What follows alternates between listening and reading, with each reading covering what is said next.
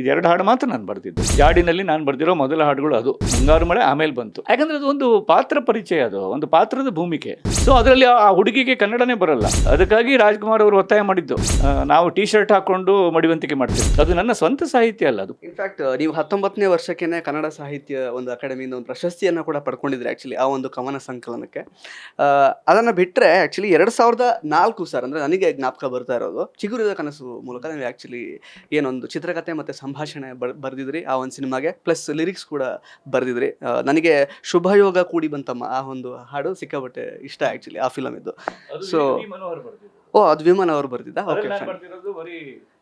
ಓ ಆಜಾರೆ ಅದ್ರಲ್ಲಿ ನಾನು ಬರೆದು ಓ ಆಜಾರೆ ಅನ್ನೋದೊಂದು, ಇನ್ನೊಂದು ಗಂಗವ್ವ ಗಂಗಾಮಾಯಿ ಅನ್ನುವಂಥ ರಾಜ್ಕುಮಾರ್ ಹಾಡಿದ ಹಾಡು. ಇದೆರಡು ಹಾಡು ಮಾತ್ರ ನಾನು ಬರೆದಿದ್ದು. ಅದು ನಿಜವಾಗಿ ನಾನು ಬರೆದಿರೋ, ಅಂದರೆ ಜನಪ್ರಿಯ ಜಾಡಿನಲ್ಲಿ ನಾನು ಬರೆದಿರೋ ಮೊದಲ ಹಾಡುಗಳು ಅದು. ಮುಂಗಾರು ಮಳೆ ಆಮೇಲೆ ಬಂತು. ಹೌದು. ಯಾಕೆಂದರೆ ಸಾಕಷ್ಟು ಜನ ಮುಂಗಾರು ಮಳೆನೇ ಫಸ್ಟ್ ಸಾಂಗ್ ಅಂತ ಇವತ್ತಿಗೂ ಅಂದ್ಕೊಂಡಿದ್ದಾರೆ. ಬಟ್ ಅದೇ ಈ ಥರ ಸಿನಿಮಾ ಸಾಹಿತ್ಯವನ್ನು ಸಾಕಷ್ಟು ಅಂದರೆ ಫಾಲೋ ಮಾಡಿರೋರಿಗೆ ಗೊತ್ತಿರುತ್ತೆ. ಸರ್ ಇನ್ನೊಂದು ಏನಂತ ಹೇಳಿದ್ರೆ, ಆ್ಯಕ್ಚುಲಿ ನನಗೆ ಅದೇ ಓ ಆಜಾರೆ ಸಾಂಗ್ ನೀವು ಬರೆದಿದ್ದೀನಿ ಅಂತ ಹೇಳಿದ್ರೆ, ಅಂದರೆ ಕನ್ನಡ ಸಾಹಿತ್ಯದ ವಿಚಾರಕ್ಕೆ ಅಂತ ಬರೋದಾದರೆ ಆ್ಯಕ್ಚುಲಿ ನಿಮ್ಮಷ್ಟು ಉತ್ಕೃಷ್ಟವಾಗಿ ಬರೆಯುವಂಥವ್ರು ಯಾರೂ ಇಲ್ಲ ಅಂತ ಆ್ಯಕ್ಚುಲಿ ಜನಗಳು ಪರಿಗಣಿಸ್ತಾರೆ. ಆ್ಯಕ್ಚುಲಿ ಜನಗಳೇ ಪರಿಗಣಿಸುವಂಥದ್ದು ಅದನ್ನು.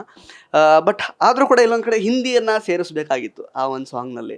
ಅದು ಎಷ್ಟರ ಮಟ್ಟಿಗೆ ನಿಮಗೆ ಅಂದರೆ ಓಕೆ ಇತ್ತು, ಸಮ್ಮತಿ ಇತ್ತು ಅದ್ರ ಬಗ್ಗೆ ಅಂತ ಹಿಂದಿ ಸೇರಿಸಿದ್ರೆ? ಆ್ಯಂಡ್ ಅಗೇನ್ ಇನ್ನೊಂದು ಯಾವುದೋ ಪ್ರಸಾದ್ ಅನ್ನುವಂತಹ ಸಿನಿಮಾದಲ್ಲಿ ಆ್ಯಕ್ಚುಲಿ ವಿ ಆರ್ ಓಕೆ ಅನ್ನುವಂತಹ ಇಂಗ್ಲೀಷ್ ಸಾಹಿತ್ಯ ಇರುವಂತಹ ಸಾಂಗನ್ನು ಕೂಡ ನೀವು ಬರೆದಿದ್ರಿ ಆ್ಯಕ್ಚುಲಿ. ಯಾಕೆಂದರೆ ಇವತ್ತಿಗೂ ಕೂಡ ಯಾವಾಗಲೂ ಅನಿಸುತ್ತೆ, ಯಾಕೆ ಕನ್ನಡ ಸಾಂಗ್ಗಳಲ್ಲಿ ಹಿಂದಿ ಸೇರಿಸ್ತಾರೆ ಅಥವಾ ಇಂಗ್ಲೀಷ್ ಸೇರಿಸ್ತಾರೆ, ಆ ಥರದ್ದೆಲ್ಲ ಜನ ಮಾತಾಡ್ತಾ ಇರ್ತಾರೆ. ಆ್ಯಕ್ಚುಲಿ ಸಂದರ್ಭಕ್ಕೆ ಸರಿಯಾಗಿ ಅಥವಾ ಚಿತ್ರಕಥೆಗೆ ಹೊಂದಾಣಿಕೆ ಆಗೋ ರೀತಿಯಲ್ಲಿ ಬರೀತಾರೆ. ಅದು ಇಟ್ ಈಸ್ ಅಕ್ಸೆಪ್ಟಬಲ್. ಬಟ್ ಆವಾಗ ನಿಮಗೆ ಹೇಗೆ ಅನ್ನಿಸ್ತಾ ಇತ್ತು ಅಂತ? ನಾನು ಆ ಥರ ಪ್ಯೂರಿಟನ್ನಾಗಿ ಇಲ್ಲ. ಅದು ತುಂಬ ಅದು ಒಂಥರ ಅದು, ಯಾಕಂದರೆ ಅದು ಒಂದು ಪಾತ್ರ ಪರಿಚಯ, ಅದು ಒಂದು ಪಾತ್ರದ ಭೂಮಿಕೆ. ಈಗ ಒಂದು ಪಾತ್ರದಲ್ಲಿ ಒಬ್ಬನು ಸಾಯ್ತಾನೆ ಅಂತಂದರೆ ಸಾವು ಒಳ್ಳೇದಲ್ಲ, ಅವ್ನು ಯಾಕೆ ಸಾಯಬೇಕು ಅಂತ ನೀವು ಕೇಳ್ತೀರಾ? ಇಲ್ವಲ್ಲ. ಸೊ ಅದರಲ್ಲಿ ಆ ಹುಡುಗಿಗೆ ಕನ್ನಡನೇ ಬರಲ್ಲ.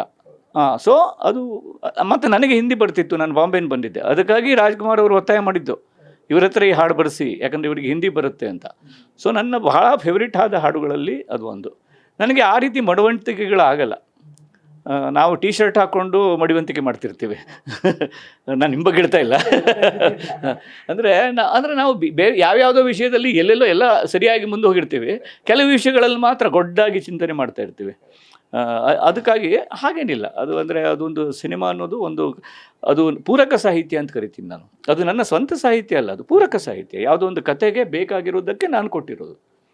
ನನ್ನ ಸಾಹಿತ್ಯ ಬೇಕಾದರೆ ನೀವು ನನ್ನ ಕವನ ಸಂಕಲನಗಳನ್ನು ನೋಡಿ, ನನ್ನ ಕಥಾ ಸಂಕಲನಗಳನ್ನು ಓದಿ, ನನ್ನ ನಾಟಕಗಳನ್ನು ನೋಡಿ, ಅಲ್ಲಿ ಅರಿಯುತ್ತೆ. ಸೊ ಅದಕ್ಕಾಗಿ ನಾನು ಆ ರೀತಿ ಮಡಿವಂತಿಕೆ ಇಲ್ಲ. ಆ ಸಂದರ್ಭಕ್ಕೆ, ಆ ಪಾತ್ರಕ್ಕೆ what best I can do ಕೊಡ್ತೀನಿ ಅಷ್ಟೇ.